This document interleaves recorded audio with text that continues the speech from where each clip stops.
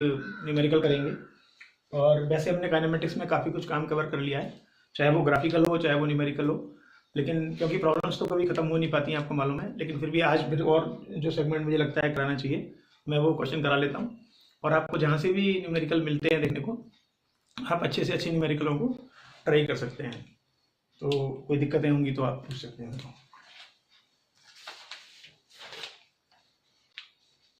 तो हम कल ग्रेविटी वाले question, motion under the action of gravity के कुछ क्वेश्चन किए थे हमने, आज फिर उसमें से ही कुछ और भी कर लेते हैं।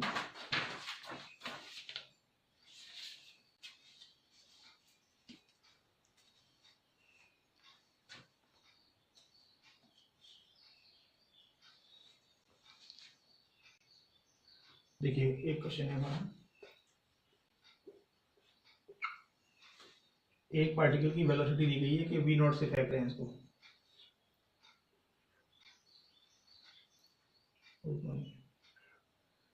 एक पार्टिकल को वर्टिकली थ्रो किया गया है और इसकी स्पीड दी गई है v नॉट, और आपसे फिर ये पूछा गया है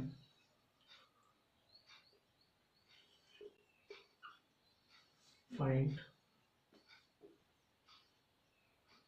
v, इसमें आपको वेलोसिटी निकालनी है एट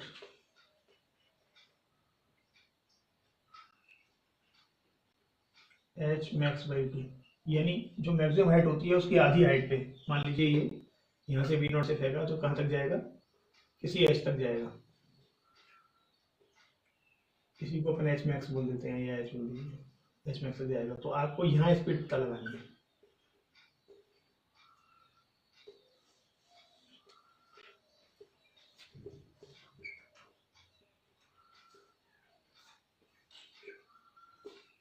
देखिए कैसे पता लगा सकते हैं।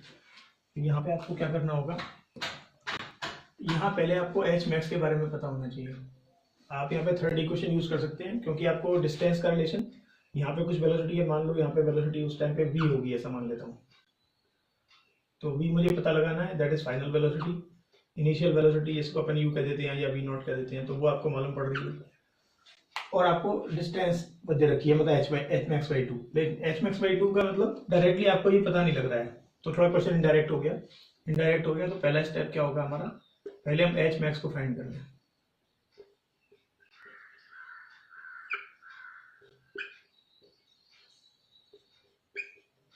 यानी मैक्सिमम हाइट कितना है वो पहले आपको पता होना चाहिए, और इसके लिए फॉर्मूला होता है, मैक्सिमम हाइट जो होती है वो होता है हमारा, जितने से हम फेंकते हैं इसको अपन u स्क्वायर बाई 2g के फॉर्मूले से जानते हैं, जहाँ पे u हमारी इनिशियल स्पीड होती है। तो एक तरह से यहाँ v नॉट दे रखा है तो v नॉट ले लेंगे,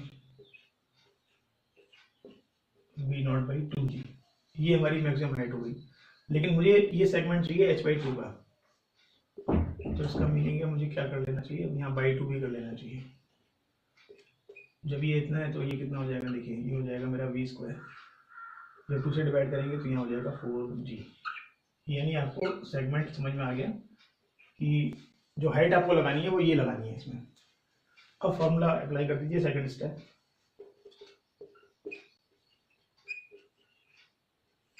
सेकंड स्टेप में आप ये इक्वेशन ऑफ मोशन लगा दीजिए। Motion under the action of gravity है, तो एक्सेलरेशन आपका जी चल रहा है और डाउनवर्ड है, आपको पता ही है। तो अपन थर्ड इक्वेशन लगा सकते हैं। थर्ड इक्वेशन हमारी कहती है v final square equals to v initial square plus 2a, और जो भी एच एक्स जो भी माने, तो वाई है तो वाई मान लेता हूँ यहाँ पे। ये मुझे निकालना था, उसको मैंने यहाँ पे वी फाइनल बोल दूँ या वी बोल दूँ, जो भी कहूँ। Square equals to v initial square, initial square का मतलब वी नॉट स्क्वायर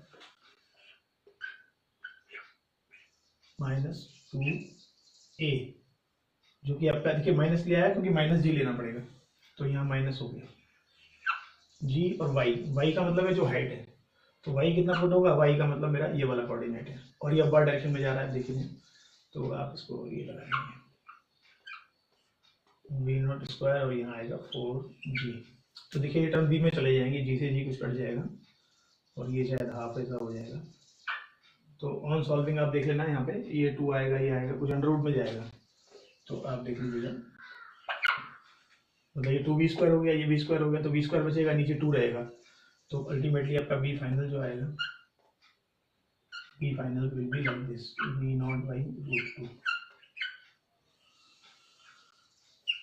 ये था, ये डायरेक्टली आपको एच दे नहीं रखा था, एच भी हमने इस फॉर्मुलेशन से लेके आना पड़ा, बस सवाल में थोड़ी सी ट्रिक थी, ज़्यादा कुछ कठिन नहीं है। अगला देखिए,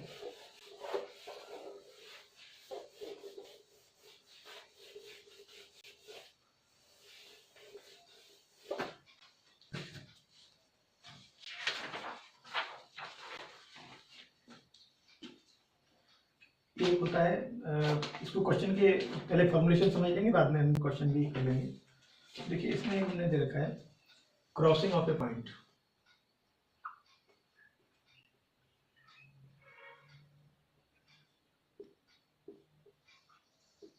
कल हमने एक विंडो वाला सवाल किया था, कल या परसों। क्रॉसिंग ऑफ ए पॉइंट का मतलब है पर्टिकुलर हाइट का एक पॉइंट होता है, तो पार्टिकल उसको 2 बार क्रॉस करता है, ये समझना है। मान लीजिए कि यहाँ कोई पॉइंट है हमारा और यहाँ से हम थ्रो कर रहे हैं, तो ये पॉइंट एक बार जाने वाली जर्नी में, यानी अब बार जर्नी में क्रॉस होता है, उसका टाइम का कोऑर्डिनेट कोई t1 हो सकता है, और एक बार हमारा ये पॉइंट यहाँ क्रॉस होगा। देखिए टाइम की अगर बात करें तो यहाँ 2 टाइम का थोड़ा सा ध्यान देना पड़ेगा। जैसे हमने यहाँ पे स्टॉप वॉच ऑन कर दी,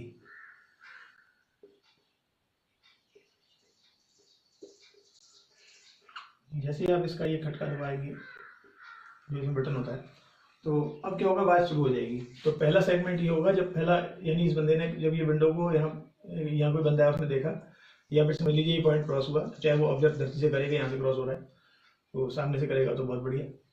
तो यहाँ से जैसे जो भी टाइम होगा, तो पहला सेगमेंट ये t1 है जब वो अबाउट डायरेक्शन में क्रॉस हुआ था, और दूसरा देखिए क्लॉक लगातार चलती रहेगी, दूसरा टाइम कहीं यहाँ आ गया, ये t2 है, यानी वो लगातार टाइम चल रहा है। तो t2 का मतलब है वो t2 जो टाइम होगा वो यहाँ से यहाँ तक जाना और यहाँ से यहाँ तक वापस आना, तो वो टाइम t2 देखता है इसको। तो बाकी रिमेनिंग टाइम कुछ रहेगा, तो हमें समझ में आ जाएगा क्या है। तो टाइम के फिर हमारे पास यानी पर्टिकुलर एक सेगमेंट है, पर्टिकुलर एक हाइट है, इसको मैं कुछ एच करके दिखा देता हूँ। तो किसी एच हाइट को क्रॉस करने के लिए 2 बार इक्वेशन बनेगी।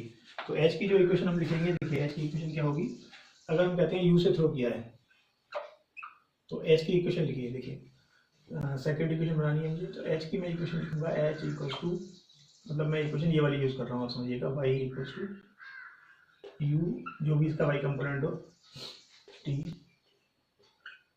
Plus half of acceleration by, चल रहे हैं। तो t1 t2 यहाँ पे 2 टाइम आते हैं, मालूम पड़ेगा, क्वाड्रेटिक इक्वेशन है, t के 2 रूट होते हैं। तो यहाँ जो बात आएगी आपकी, हाफ ऑफ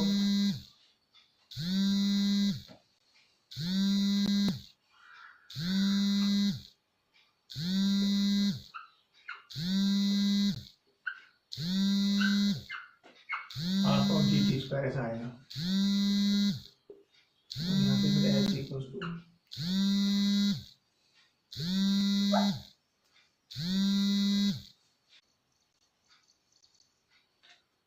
हाँ इसको क्वाड्रेटिक में कन्वर्ट कर दीजिए प्रॉपर्ली। तो ये आपका 2 से मल्टीप्लाई कर दीजिए, ये आ जाएगा ut twice of ut minus gt², या फिर आपको ये gt², इसको इधर ले आते हैं, माइनस 2ut प्लस 2h। अब देखिए इसका क्या होगा, इसका हमें 2 रूट निकलते हैं, और 2 रूट जो होंगे वो इस तरह से होंगे। आप जानते हैं फॉर्मूला लगाएंगे हम ये वाला, माइनस बी, फॉर्मूला जानते हैं, minus b plus minus b² minus 4ac upon 2। तो ये हमारे कोई भी रूट होते हैं, जैसे कोई भी क्वाड्रेटिक इक्वेशन है, तो आप इस तरह से समझिए। मैं टी के लिए 2 बातें लिखूंगा यहाँ पे, T equals to minus b, और टी में ये क्वाड्रेटिक टी में है तो यहाँ से लेना पड़ेगा आपको। तो लिखिएगा माइनस बी का मीनिंग होगा जैसे 2u प्लस b², यानी ये हो जाएगा मेरा 4u²। Sorry B square minus 4ac, ठीक है, B square minus 4ac, 4a हमारा g है, c में हमारा पूरा आता है 2 into H divide by 2a का मतलब आएगा 2g। एक बार चेक कर लेते हैं क्वेश्चन हम ठीक है, बिल्कुल ठीक है ये, बस ये 8 हो जाएगा बाद में मल्टीप्लाई, चाहे तो मैं यहाँ 8 कर देता हूँ, आप समझ ही रहेंगे, ये भी परफेक्ट है। तो टाइम के हमारे दो रूट निकलते हैं इस तरह से। अब इनमें क्या रिलेशन होता है वो आप समझ लीजिए, यहाँ से यहाँ तक जाने का टाइम जितना अभी लौटने में जितना लगेगा, जैसे कहीं से भी जर्नी हम देखें तो यहाँ से यहाँ तक जो बचा हुआ टाइम रहता है वो t1 रह जाता है। तो बेसिकली ये सेगमेंट कवर होता है, जो यहाँ समझना चाहते हैं वो ये।